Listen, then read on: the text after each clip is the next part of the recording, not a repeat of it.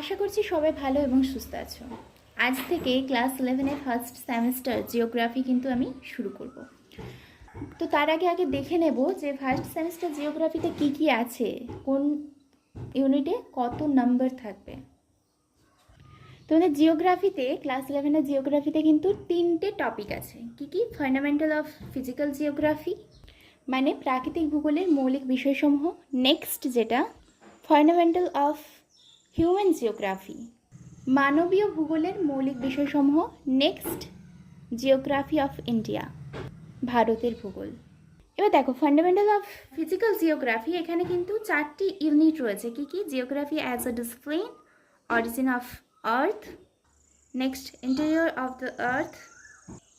মানে ইউনিট 1টা কিন্তু geography as a discipline নিয়ে, ইউনিট 2টা এই দুটো জিনিস নিয়ে, ঠিক আছে। ইউনিট 3তে যেটা আছে জিওমরফিক প্রসেস, এখানে এন্ডোজেনিক প্রসেস আর এক্সোজেনিক প্রসেস, মানে অভ্যন্তরীণ আর বহিস্থ যেই প্রক্রিয়াগুলো। আর ইউনিট 4 ওয়েদার সম্পর্কে আলোচনা করা হয়েছে, মানে আবহাওয়া জলবায়ু বিষয়ে। আর যেটা টপিক 2 নম্বর টপিকে যেটা আছে ফান্ডামেন্টাল অফ হিউম্যান জিওগ্রাফি, ঠিক আছে। এখানে ইউনিট 1-এ যেটা আছে হিউম্যান জিওগ্রাফি, মানবীয় ভূগোল। নেক্সট যেটা আছে ইকোনমিক জিওগ্রাফি, মানে অর্থনৈতিক ভূগোল। এখানের মধ্যে আবার পেয়ে যাব ক্লাসিফিকেশন অফ ইকোনমিক অ্যাক্টিভিটিস। তবে তোমাদের যে টপিক 1 মানে ফার্স্ট টপিক যেটা আছে, এই পুরোটা 4টা ইউনিট মিলিয়ে কিন্তু 15 নাম্বার থাকবে। পুরোটা 4টা ইউনিট মিলিয়ে কিন্তু এই যে 15 নাম্বার থাকবে। এবার টপিক 2 নম্বর টপিকে যেটা আছে পুরোটা মিলিয়ে, মানে human geography and economic geography মিলিয়ে কিন্তু তোমাদের 12 নাম্বার থাকছে, ঠিক আছে। 12 নাম্বার, এই যে দেখো 12 নাম্বার। এবারে যেটা টপিক 3 জিওগ্রাফি অফ ইন্ডিয়া, ভারতের যে ভূগোলটা, এখানে যেটা থাকছে ইন্ডিয়া অ্যাজ এ কান্ট্রি। এখানে 3টে ইউনিট আছে, দেখো ইউনিট 1, ইউনিট 2, ইউনিট 3, পুরোটা মিলিয়ে কিন্তু 8 নাম্বার থাকছে টোটালি। আই হোপ নাম্বার বিভাজনটা বোঝা গেল। তো ইউনিট 1-এ দেশ হিসেবে ভারত থাকছে, ইউনিট 2-তে কী থাকছে? ভারতের ভূপ্রকৃতি, আর ইউনিট 3-তে ভারতের নদ নদী, ঠিক আছে।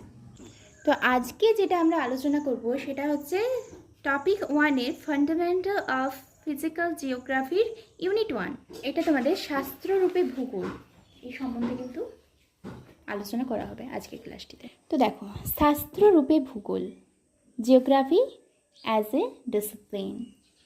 এই যে ভূগোল শাস্ত্রেই কিন্তু প্রাকৃতিক ও সমাজ বিজ্ঞানের একটা মেলবন্ধন গড়ে উঠেছে। ভূগোল এমন একটা বিষয় যেখানে জীবজগতের বিভিন্ন কার্যকলাপ, সকল মানুষ এবং তাদের জীবজগৎ এবং মানুষের মধ্যে যে একটা পারস্পরিক সম্পর্ক, এই সমস্ত কিছু নিয়ে কিন্তু এই ভূগোলের মধ্যে আলোচনা করা হয়। সেই আদিমকাল থেকে এখন পর্যন্ত, বর্তমান সময় পর্যন্ত মানুষ যে সমস্ত অভিজ্ঞতা প্রত্যক্ষ করেছে, এটাকে ভিত্তি করে কিন্তু এই ভূগোল বিষয়টি, জিওগ্রাফি বিষয়টি গড়ে উঠেছে। এবারে তোমাদের জিওগ্রাফি অ্যাজ এ ডিসিপ্লিনের প্রথমেই যেই সম্বন্ধে জানতে হবে, ভূগোলের ব্যুৎপত্তিগত অর্থ কী। ভূগোল যে আমরা পড়ছি, জিওগ্রাফি যে আমরা পড়ছি, এর ব্যুৎপত্তিগত অর্থ কী? দেখো, এই যে জিওগ্রাফি শব্দটা কিন্তু 2টা গ্রিক শব্দ থেকে এসেছে। কি কি? একটা GE আর একটা গ্রাফি, ঠিক আছে। এই দুটো শব্দ থেকে এসেছে। এবার জিওগ্রাফি বানান তো এখানে একটা ও আছে, GEO, GRAPHY। এই ওটা তাহলে কি? ওটা হচ্ছে একটা, কি বলতে পারো, ও একটা সংযোগমূলক ওয়ার্ড, যেটাকে বাংলাতে সংযোজক অব্যয় বলা হয়। দেখো লিখে দিয়েছি, ও হচ্ছে সংযোজক অব্যয়। তাহলে গে মানে হচ্ছে পৃথিবী, ও হচ্ছে সংযোজক অব্যয়, আর গ্রাফি মানে বর্ণনা করা। তাহলে জিওগ্রাফি কথাটার অর্থ কি? জিওগ্রাফি কথাটির অর্থ হচ্ছে পৃথিবীর বর্ণনা। তাহলে জিওগ্রাফি শব্দটি কী কী থেকে এসেছে? গে প্লাস ও প্লাস গ্রাফি, গে প্লাস ও প্লাস গ্রাফি, জিওগ্রাফি। ওকে, এবার আমরা দেখব ভূগোল শাস্ত্রের উদ্ভবের ইতিহাস, অর্থাৎ কিভাবে ভূগোল শাস্ত্রটা উদ্ভব হয়েছে। তো দেখো, গ্রিক ভৌগোলিক এরাটোস্থেনিস 234 খ্রিস্টপূর্বাব্দে জিওগ্রাফিয়া গ্রন্থে তার জিওগ্রাফিয়া গ্রন্থে জিওগ্রাফি শব্দটি প্রথম ব্যবহার করেছিলেন। এই কারণেই এরাটোস্থেনিসকে ভূগোল শাস্ত্রের জনক বলা হয়ে থাকে। তো বলি, তোমাদের ফার্স্ট সেমিস্টার যেটা হবে সেখানে কিন্তু জাস্ট এমসিকিউ কোশ্চেন থাকবে, শুধুমাত্র এমসিকিউ কোশ্চেন, ঠিক আছে? সুতরাং তোমাদেরকে কিন্তু এমসিকিউ বা শর্ট কোশ্চেন, যেগুলো শর্টের উপর কিন্তু বেশি করে জোর দিতে হবে, প্লাস জিনিসটা বুঝতেও হবে, ঠিক আছে? যেমন এখানে একটা শর্ট কোশ্চেন, ভূগোল শাস্ত্রের জনক কাকে বলে? এরাটোস্থেনিসকে। জিওগ্রাফিয়া গ্রন্থের লেখককে? এরাটোস্থেনিস। ওকে। প্রথম কে জিওগ্রাফি শব্দটি ব্যবহার করেছিলেন? এরাটোস্থেনিস। ওকে। তারপরে দেখো, ইনি তো প্রথম জিওগ্রাফি শব্দটি ব্যবহার করছেনই, তাছাড়া রবার্ট ই ডিকিনসন, এনার মতে প্রায় 2000 বছরেরও আগে জ্ঞান চর্চার বিষয় হিসেবে কিন্তু এই ভূগোল শাস্ত্রের উদ্ভব হয়েছিল। কার মতে? Robert E Dickinson. তাছাড়া এখানে কিছু শর্ট কোয়েশ্চেন আছে, দেখো। প্রাচীন সূর্য সিদ্ধান্ত গ্রন্থে আর্যভট্ট ভূগোল শব্দটি ব্যবহার করেছিলেন। কোন গ্রন্থে? সূর্য সিদ্ধান্ত। আর সূর্য সিদ্ধান্ত গ্রন্থটি কার লেখা? না, আর্যভট্ট, ঠিক আছে? পদ্মপুরাণ হলো মহাকাশ সম্পর্কিত বিদ্যায়, পদ্মপুরাণ মহাকাশ সম্পর্কিত বিদ্যায় খগোলের উল্লেখ আছে। তাহলে খগোল কোথায় উল্লেখ আছে? পদ্মপুরাণে। পদ্মপুরাণে কোন শব্দটি উল্লেখ আছে? খগোল, ঠিক আছে? পৃথিবীর পরিধি সর্বপ্রথম নির্ভুলভাবে পরিমাপ করেছেন কে? এরাটোস্থেনিস। পৃথিবীর প্রথম মানচিত্র অঙ্কন করেছিলেন টলেমি। তারপর দেখো, জিওগ্রাফিকা গ্রন্থের রচয়িতা কে? স্ট্রাবো। এখানে কিন্তু তোমাদের কনফিউজ হতে পারে, জিওগ্রাফিয়া আর জিওগ্রাফিকা আছে। যদি বলে জিওগ্রাফিয়া তাহলে হবে কিন্তু এরাটোস্থেনিস, আর যদি বলে জিওগ্রাফিকা তাহলে হচ্ছে ট্র্যাবো। এবার আধুনিক ভূগোলের জনক কে? আলেকজান্ডার ভন হাম্বোল্ট এবং কার্ল রিটার। ওকে। নেক্সট, পৃথিবীর বিভিন্ন দেশের বিবরণ যে গ্রন্থে আছে সেটা রাজশেখর বসুর চলন্তিকা। চলন্তিকা গ্রন্থটি কার লেখা? রাজশেখর বসু। ওকে। প্রথম ভূগোল চর্চা শুরু হয় ইংল্যান্ডের কেমব্রিজ বিশ্ববিদ্যালয়ে। কত সালে? 1888 খ্রিস্টাব্দে। ডক্টর শিবপ্রসাদ চট্টোপাধ্যায়কে ফাদার অফ ইন্ডিয়ান জিওগ্রাফি বলা হয়ে থাকে। ফাদার অফ ইন্ডিয়ান জিওগ্রাফি কাকে বলে? ডক্টর শিবপ্রসাদ চট্টোপাধ্যায়কে। জিওভাইডাস গ্রন্থটি লিখেছেন হেকাটিয়াস, ঠিক আছে? ভারতের ভূগোলের জনক মনে করা হয় ডক্টর শিবপ্রসাদ চট্টোপাধ্যায়কে, এই যে father of Indian geography. Next, ভূতত্ত্ববিদের জনক কে? Claudius Ptolemy. ওকে। এবার আমরা ভূগোলের সংজ্ঞা দেখব। ভূগোলের সংজ্ঞা, ডেফিনেশন অফ জিওগ্রাফি। তো দেখো, ভূগোলের সংজ্ঞা আমরা কিন্তু তিনভাবে দিতে পারি। কি কি? একটা হচ্ছে ভূগোলের প্রাচীন সংজ্ঞা, একটা আছে, তিনটে সংজ্ঞা আছে, প্রাচীন সংজ্ঞা, মধ্যযুগীয় সংজ্ঞা আর আধুনিক সংজ্ঞা। এবার কে কে এই সংজ্ঞাগুলো দিয়েছে? ভূগোলের প্রাচীন সংজ্ঞা যারা দিয়েছে তারা হচ্ছে এরাটোস্থেনিস, প্রথমেই এরাটোস্থেনিস, তারপর ট্র্যাবো, টলেমি, এরা কিন্তু প্রত্যেকেই ভূগোলের প্রাচীন সংজ্ঞা দিয়েছে। তাহলে এরাটোস্থেনিস কি বলেছে? দেখো, এরাটোস্থেনিস বলেছে, এরাটোস্থেনিসকে কিন্তু ভূগোল শাস্ত্রের জনক বলা হয়ে থাকে, ঠিক আছে? ভূগোল হলো মানুষের আবাসস্থল হিসেবে পৃথিবীর বিবরণ, এটা বলেছে এরাটোস্থেনিস। তাহলে এরাটোস্থেনিস কি বলেছে? ভূগোল হলো মানুষের আবাসস্থল হিসেবে পৃথিবীর বিবরণ। এটা এরাটোস্থেনিস সংজ্ঞা, এটা মানে এনার সংজ্ঞা, ঠিক আছে? এবার ট্রাবো কি বলেছেন? ট্রাবো হচ্ছে যে বলেছে ভূগোল কোনো অঞ্চলের অবস্থান, সুনির্দিষ্ট আঞ্চলিক বৈশিষ্ট্য এবং জীবজগৎ ও প্রকৃতির মধ্যে যে একটা পারস্পরিক সম্পর্ক সেই নিয়েই আলোচনা করে। এইভাবে কিন্তু তিনি ভূগোলের প্রাচীন সংজ্ঞাটা দিয়েছে। আবার টলেমি কি বলেছে? দেখো, টলেমি বলেছে যে ভূগোলের উদ্দেশ্য হলো মানে অঞ্চলের অবস্থান এবং মানচিত্রকরণের মাধ্যমে সমগ্র পৃথিবীর সচিত্র উপস্থাপন করা, এটা বলেছে টলেমি। এবার আমরা আসবো মধ্যযুগীয় সংজ্ঞা। দেখো, মধ্যযুগীয় সংজ্ঞাতে প্রথমে আছে ইমানুয়েল কান্ট, তারপরে ভ্যারিনিয়াস, তারপরে আলেকজান্ডার ভন হাম্বোল্ট, ঠিক আছে? ইমানুয়েল কান্ট তাহলে কি বলেছে? ইনি বলেছেন ভূগোল হলো অঞ্চল এবং দেশ ধারণার মাধ্যমে অন্যান্য বিজ্ঞানের তথ্যসমূহকে সংশ্লিষ্ট করে গড়ে ওঠা একটি সাংশ্লেষিক শাস্ত্র, ঠিক আছে? এনারটা একটু দেখে রাখবে, ঠিক আছে? মানে ইমানুয়েল কান্ট, এটা কিন্তু ইম্পর্টেন্ট আছে। এখানে কিন্তু আমি ইম্পর্টেন্ট নামগুলোই লিখেছি। এই যে আধুনিক সংখ্যা কিন্তু আরও অনেকেই দিয়েছে, বাট এই তিনটা আমার খুব বেশি ইম্পর্টেন্ট মনে হলো। এবার দেখো ভ্যারিনিয়াস কি বলেছে। ভ্যারিনিয়াস বলেছে ভূগোল মিশ্র গণিতের একটি অংশ যা পৃথিবীর অবয়ব, স্থান এবং বিশালতা, আয়তন এবং গতি ইত্যাদিকে ব্যাখ্যা করে। ঠিক আছে, এবার দেখো আলেকজান্ডার ভন হাম্বোল্ট ইনি কি বলেছিলেন। ইনি বলেছেন যে তার কসমস গ্রন্থে বলেছেন ভূগোল হলো এমন একটি সংশ্লেষধর্মী শাস্ত্র যেখানে পরিমাপ, মানচিত্রকরণ এবং অঞ্চল সমীক্ষার মাধ্যমে বিশেষ থেকে সাধারণীকরণের আসার প্রচেষ্টা করা হয়। ইনি এটা বলেছেন। এবার আমরা আধুনিক সংজ্ঞা দেখব। আধুনিক সংজ্ঞাতে প্রথমেই যার নাম কার্ল রিটার। কার্ল রিটার কি সংজ্ঞা দিয়েছেন?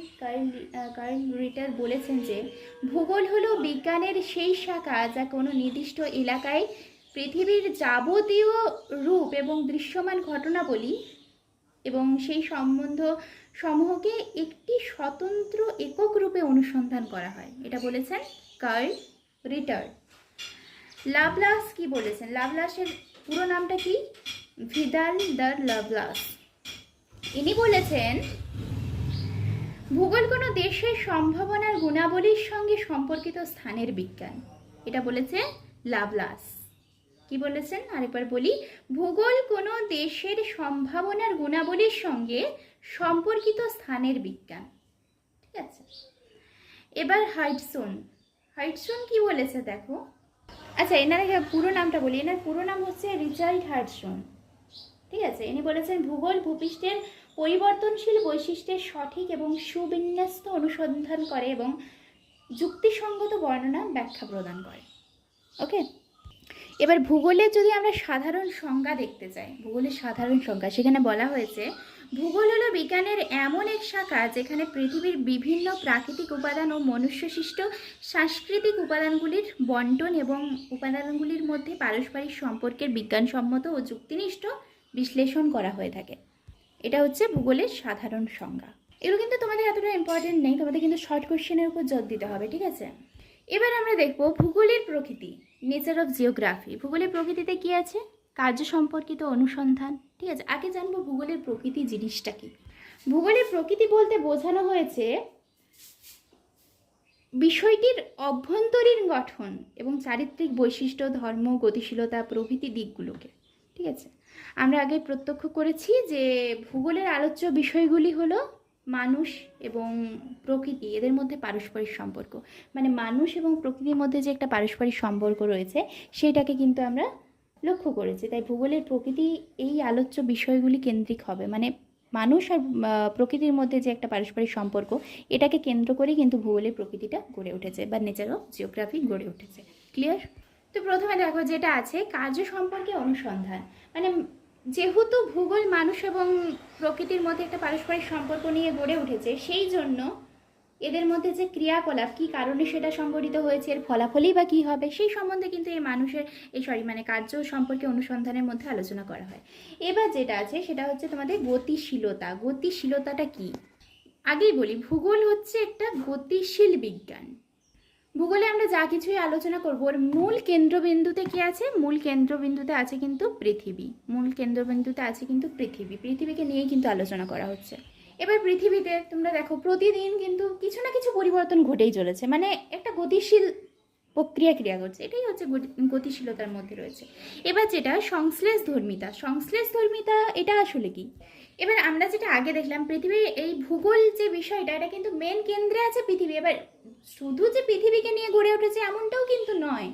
কেন্দ্রে পৃথিবী থাকলেও ভূগোল কিন্তু সমস্ত কিছুকে নিয়ে গড়ে উঠেছে। সমস্ত কিছু, ভূতত্ত্ববিদ্যা, মাটি কেমন, বায়ু কেমন, পদার্থবিদ্যা, রসায়ন, উদ্ভিদ, প্রাণী, সমস্ত কিছু নিয়ে কিন্তু ভূগোল আলোচিত হয়েছে। তো সেই জন্য এটা যেহেতু সকল বিষয়ের সমন্বয়ে গড়ে উঠেছে, সেই জন্য এই ভূগোলকে কি বলা হচ্ছে? সংশ্লেষিক বিষয় বা সংশ্লেষ ধর্মিতা ভূগোলের মধ্যে রয়েছে। এবার বিজ্ঞান ধর্মিতা, এই ভূগোল বিষয়ের মধ্যে যা কিছু ক্রিয়াকলাপ হয় সব কিন্তু যুক্তিপূর্ণ, বিজ্ঞানসম্মতভাবে বিচার বিশ্লেষণ করার পরে কিন্তু আমরা সেটাকে মানে মানুষের সামনে তুলে ধরি। ঠিক আছে, সেই জন্য ভূগোলের প্রকৃতির মধ্যে বিজ্ঞান ধর্মিতা এটাও কিন্তু রয়েছে। এবার ক্ষেত্র সমীক্ষা। ভূগোল কিন্তু মেন কেন্দ্রে কি আছে? ভূগোলের মেন কেন্দ্রে পৃথিবী সম্বন্ধে যেহেতু আলোচনা করা হয়েছে। ঠিক আছে, ভূগোলের মেন কেন্দ্রে যেটা আছে পৃথিবী এবং অনেক কিছু রয়েছে, আদার্স কিন্তু অনেক কিছুই রয়েছে। সমস্ত কিছু নিয়েই প্রায় আলোচনা করা হয়, মহাবিশ্ব, পৃথিবীর প্রকৃতি, নদ নদী, তারপরে মানুষ, সমস্ত কিছু নিয়ে, ঠিক আছে। কিন্তু মেন কেন্দ্রে যেটা থাকবে সেটা পৃথিবী। তো পৃথিবীর কোনো স্থানকে বিশদে সংশ্লেষ করা এবং অন্যান্য স্থানের সঙ্গে পার্থক্য অনুসন্ধান করা, এই সমস্ত কার্য সম্পাদনের জন্যই কিন্তু স্থানটির বাস্তব যে একটা পরিদর্শনের প্রয়োজন রয়েছে, এটা কিন্তু ভূগোলের মধ্যে আলোচনা করা হয়ে থাকে। সেজন্য ভূগোলকে ক্ষেত্র সমীক্ষার অন্তর্গত একটা অপরিহার্য উপাদান হিসেবে উল্লেখিত করা হয়েছে। এবার যেটা অন্তরা অনুশাসনিক চরিত্র, এখানে কি বলা হয়েছে? এখানে বলা হয়েছে এই যে ভূগোল, এটা আমরা জানি প্রকৃতি এবং মানুষকে নিয়ে গড়ে উঠেছে। প্রকৃতি ও প্রাণী সমস্ত বিষয়কে নিয়ে কিন্তু একটা লিঙ্ক রয়েছে, ঠিক আছে। তো ভূগোল যেহেতু প্রাকৃতিক ও বিজ্ঞানের সঙ্গে একটা সমাজ বিজ্ঞানকে যুক্ত করে, প্রাকৃতিক এবং বিজ্ঞানের সাথে সমাজ বিজ্ঞানকে যুক্ত করছে, সেজন্য একে বলা হচ্ছে হ্যাঁ, সেজন্য এটা কিন্তু অন্তরা অনুশাসনিক চরিত্র, এটাকেও কিন্তু তুলে ধরা হয়েছে এই ভূগোলের প্রকৃতির ওপর। কেমন? নেক্সট, তো আজকে এই পর্যন্ত। পরবর্তী পার্টে আমরা কিন্তু ভূগোলের পরিধি, ক্লাসিফিকেশন অফ জিওগ্রাফি এই সম্বন্ধে আলোচনা